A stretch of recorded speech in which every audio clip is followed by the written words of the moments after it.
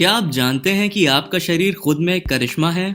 और क्या हो अगर आपको पता चले कि आपके शरीर में एक देश की आर्मी में मौजूद सैनिकों से ज्यादा सैनिक तैनात हैं? वैसे ये सुनने में जितना मुश्किल और कॉम्प्लेक्स लग रहा है, समझने में उससे ज्यादा आसान है।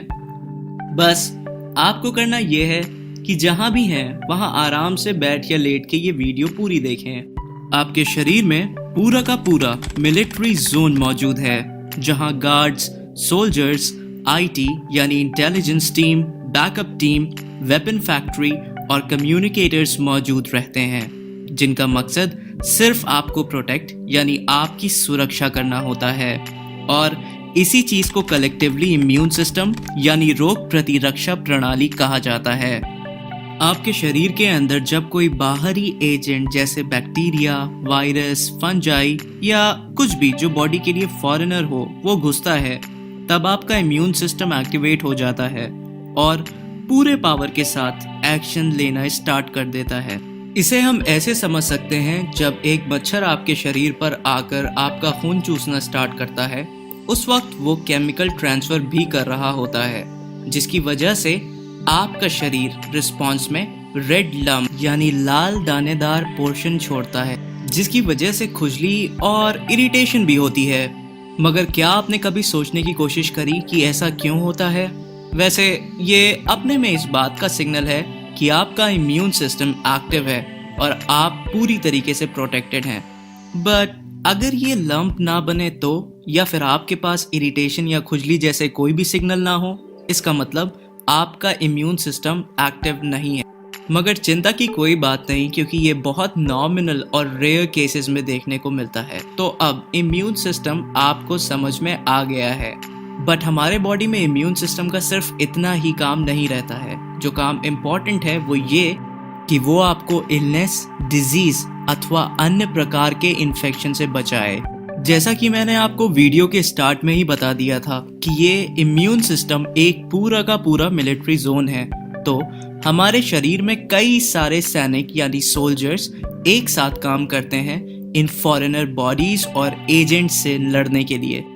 अगर हमारे बॉडी का ये इम्यून सिस्टम सही से काम ना करे तो आप सोच भी नहीं सकते रिजल्ट्स कितने खराब हो सकते हैं। यानी अगर से आपका हाथ ब्लेड से भी कट जाए तो आपकी डेथ हो सकती है, क्योंकि ब्लेड से कटने के बाद कई सारे बैक्टीरिया आपके हाथ में जाने की कोशिश करते हैं और उस वक्त भी इम्यून सिस्टम अपने सैनिकों को आगे भेजकर उनसे लड़कर आपको बचाए रखता है।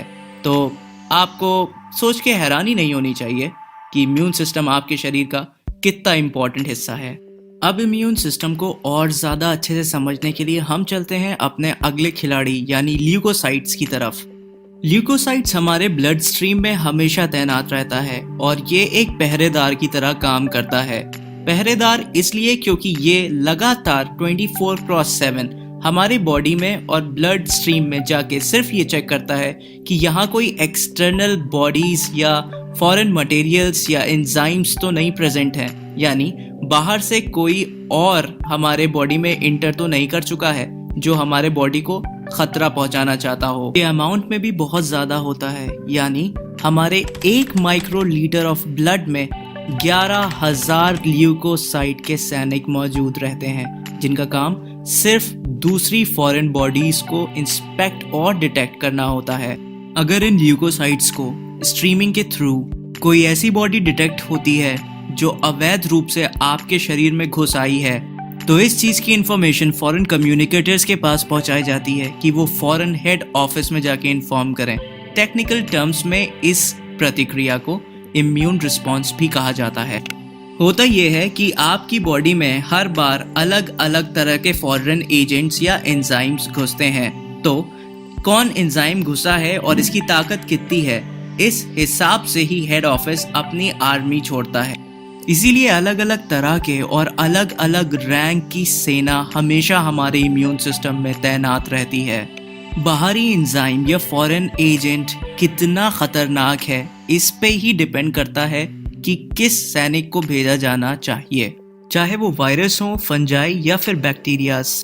ये सैनिक उस इन्फेक्टेड साइट में जाके वहां के फॉरेन बॉडीज या एजेंट्स को मार डालते हैं जो आपके शरीर में बाहर से घुस आया था। ये किसी एक्शन फिल्म के सिनेमैटिक थ्रिलर से कम नहीं लग रहा है, लेकिन ये बहुत ज़रूरी है ताकि आप समझ सकें कि क्या हो सकता है। चलिए अब हम एक केस लेते हैं जिसमें एक वायरस आपके बॉडी में बाहर से एंटर करता है। इसके बारे में आपका जानना बहुत ज्यादा जरूरी है। फर्ज करिए कि आपको कुछ लेना है और आप ग्रोसरी स्टोर में गए। आप एक लाइन में खड़े थे जहां आपके पीछे वाले व्यक्ति को कफ और स्नीज था, जिसके छींकते ही आपके बॉडी ने वो वाटर ड्रॉपलेट्स के छोटे छोटे मॉलिक्यूलर वेव्स पे डिवाइडेड पार्टिकल्स को अपने बॉडी के अंदर ले लिया न जानते हुए, जिसमें कई सारे वायरस थे। तो यहाँ पे एक वायरस आपके फेफड़े में गया, क्योंकि जब आप ब्रीथ करते हैं तो आप अपने ट्रैकिया का इस्तेमाल करते हैं जो लंग्स से कनेक्टेड यानी आपके फेफड़ों से कनेक्टेड रहती है। अब जब ये वायरस आपके लंग्स पे जाके चिपका और लैंड किया तो उसने अपने डीएनए को आपके बॉडी में छोड़कर अपने आप को मल्टीप्लाई करना स्टार्ट कर दिया। यहाँ से कहानी होती है शुरू। यहाँ ये जान लेना बहुत जरूरी है कि इस दुनिया में हर एक जीवित प्राणी सेल से बना है, चाहे वो सिंगल सेल बैक्टीरिया हो या फिर दुनिया का सबसे बड़ा मैमल यानी कि ब्लू व्हेल। इन सब के बिल्डिंग ब्लॉक्स होते हैं सेल, और खरबों सेल आपके बॉडी में मौजूद हैं। इनफैक्ट आपकी पूरी बॉडी सेल्स के छोटे डिनोमिनेटेड फॉर्म से मिलकर ही बनी है।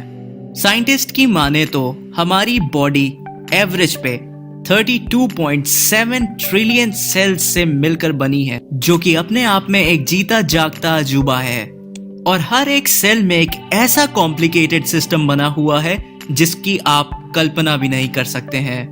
ये बात तो हो गई हमारे बॉडी के बिल्डिंग ब्लॉक्स यानी सेल्स की, लेकिन ये सेल्स एक सेल मेम्ब्रेन से घिरे रहते हैं। सेल मेम्ब्रेन में हर तरीके के सिक्योरिटी मेजर्स का ख्याल रखा गया है। ये सेल मेम्ब्रेन के अंदर हर एक चीज को प्रोटेक्ट करके रखता है, जिसमें राइबोसोम, माइटोकॉन्ड्रिया, गोल्जी अपरेटस जैसे अलग अलग कार्यकर्ता मौजूद रहते हैं। सेल मेम्ब्रेन के अंदर आने और जाने वाली चीज निर्धारित रहती है, यानी ये तय करता है कि किस चीज को अंदर और किस चीज को बाहर जाना है। जैसे पानी H2O ये अंदर आने की चीज है, CO2 ये बाहर जाने की चीज है। इसी तरीके से ऑक्सीजन दैट इज O2 ये भी अंदर आने की चीज है। ये एक तरीके की ऑटोमेटिक सुरक्षा प्रणाली होती है जिसमें ये एंट्रीज को कंट्रोल करता है। बट जब एक वायरस आपके फेफड़े में आ जाता है, इसके बाद वो अपनी चालाकी से जो हमारा सेल मेम्ब्रेन था और एंट्री और एग्जिट को कंट्रोल करता था, वो किसी का रूप लेकर यानी अपनी चालाकी से H2O में घुस के या O2 के मॉलिक्यूल के साथ जुड़कर हमारे सेल मेम्ब्रेन को चकमा देता है और अंदर चला आता है। लेकिन डरने की बात नहीं है, क्योंकि हमारा सेल मेम्ब्रेन चालाक होता है और उसे ये समझ में आ जाता है कि इस एरिया में कोई वायरस आ गया है।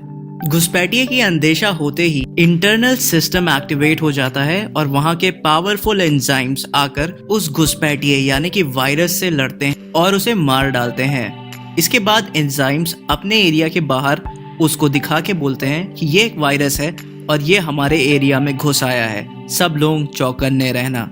आस पड़ोस के एंजाइम्स और सेल मेम्ब्रेन्स एक्टिवेट हो जाते हैं ताकि और मल्टीप्लाइड वायरस अंदर ना आ सके। सिर्फ इतना ही नहीं, वो वायरस बाउंड एंटीबॉडीज भी बनाने लगते हैं। अब ये वायरस बाउंड एंटीबॉडीज क्या होते हैं? ये वो चीज होती हैं जो वायरस के साथ लड़ती हैं और उन्हें खत्म करने में सहायता करती हैं, मेन रोल यही निभाती हैं। तो वायरस बाउंड एंटीबॉडीज बनने की शुरुआत न्यूक्लियस से होती है। इसे आप ऐसे समझ सकते हैं कि सेल मेम्ब्रेन के अंदर nucleus, ribosome, Golgi apparatus, mitochondria जैसी कई सारी फैक्टरीज पाई जाती हैं और इस प्रोसेस की स्टार्टिंग होती है न्यूक्लियस से।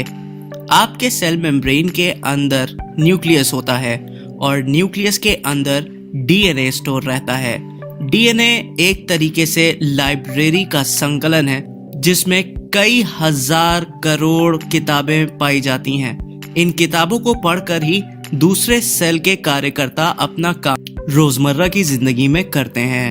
डीएनए एक तरीके से गाइड बुक का काम करता है और ये दूसरे सेल मेम्ब्रेन के कार्यकर्ता को बताता है कि अगर से आपके शरीर में कोई वायरस आ जाए तो उसकी एंटीबॉडीज कैसे तैयार करी जा सकती हैं। अब न्यूक्लियस के अंदर एक एंजाइम डीएनए को पढ़कर अपना डेटा प्रिंट कर लेता है जो उसको एक वायरस बाउंड एंटीबॉडी बनाने के लिए जरूरत पड़ती है।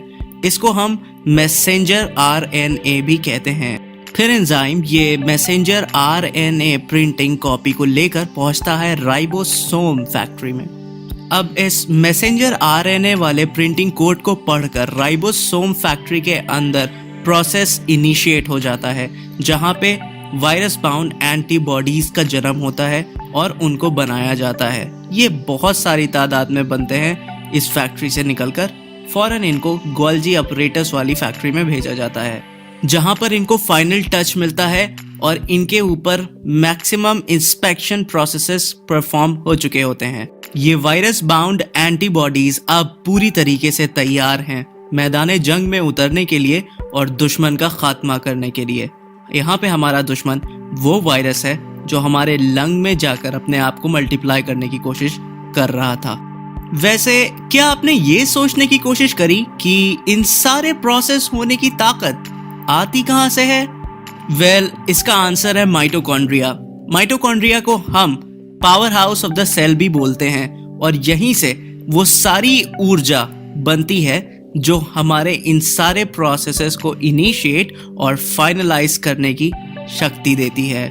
इसके तुरंत बाद वायरस बाउंड एंटीबॉडीज अपनी जगह पे जाती हैं, वायरस से लड़ती हैं और उसको छोटे छोटे पीसेस में तोड़कर मार डालती हैं। मगर क्या हो अगर आपका इम्यून सिस्टम सही से काम ना कर पाए या फिर उसके अंदर वायरस बाउंड एंटीबॉडीज बनाने की क्षमता ही ना हो?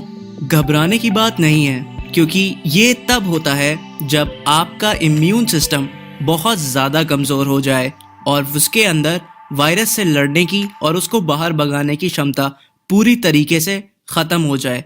इसको साइंटिफिक टर्म्स में रोग प्रतिरोधक क्षमता का कम हो जाना भी कहते हैं। तो इसके लिए आपको अपने इम्यून सिस्टम को स्ट्रॉन्ग और हेल्दी रखना पड़ेगा, क्योंकि अगर से आपका इम्यून सिस्टम स्ट्रॉन्ग है तो आपके शरीर में घुसने वाली कोई भी फॉरेन बॉडी या एंजाइम आपका बाल भी नहीं बागा कर सकते हैं। इम्यून सिस्टम को स्ट्रॉन्ग रखने के लिए आपको कुछ चीज़ों का ख्याल रखना बहुत ज़रूरी है।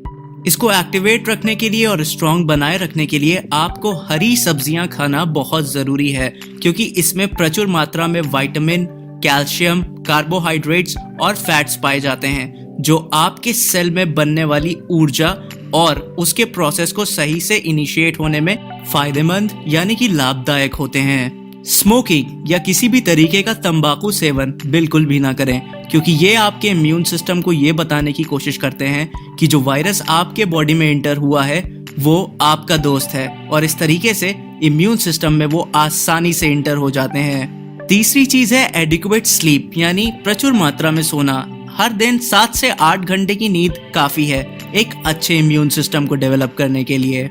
चौथी लेकिन सबसे इम्पोर्टेंट चीज है एक्सरसाइज या फिर योगा या मेडिटेशन। आप कुछ भी करें लेकिन ज्यादा से ज्यादा ऑक्सीजन अपने बॉडी में सुबह के वक्त लेने की कोशिश करें और एक्सरसाइज पर भी ध्यान दें। इससे आपका इम्यून सिस्टम अपने आप को जगाता है और दूसरे वायरस या फॉरेन मटेरियल्स के लिए अपने आप को तैयार करता है। पांचवा पॉइंट है स्ट्रेस ना लेना, यानी जितना कम टेंशन ले सकें उतना ज्यादा बेहतर है, क्योंकि ये इनडायरेक्टली आपके इम्यून सिस्टम को कमजोर बनाता है। वैसे तो आपको YouTube पे कई सारी वीडियोस मिल जाएंगी जिसमें कैसे इम्यून सिस्टम को स्ट्रॉन्ग और एक्टिव बनाया जाए ऐसी बातें लिखी जाती हैं और बताई जाती हैं, मगर ये सारी चीजें जो मैंने आपको बताई हैं ये कहीं और से नहीं, हार्वर्ड यूनिवर्सिटी के हेल्थ मैगजीन से ली गई हैं। अगर आपको ये वीडियो अच्छा लगा तो प्लीज इसमें कमेंट करके बताएं कि आपको कौन सा पार्ट सबसे ज्यादा पसंद आया और आप किस तरीके की वीडियो नेक्स्ट सेशन पे देखना चाहेंगे। तब तक के लिए घर पे रहें और सेफ रहें। अपने फैमिली को ज्यादा टाइम दें ताकि आप अच्छी चीजें उनके साथ शेयर कर सकें।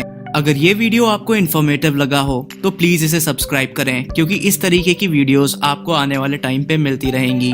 Thanks for watching.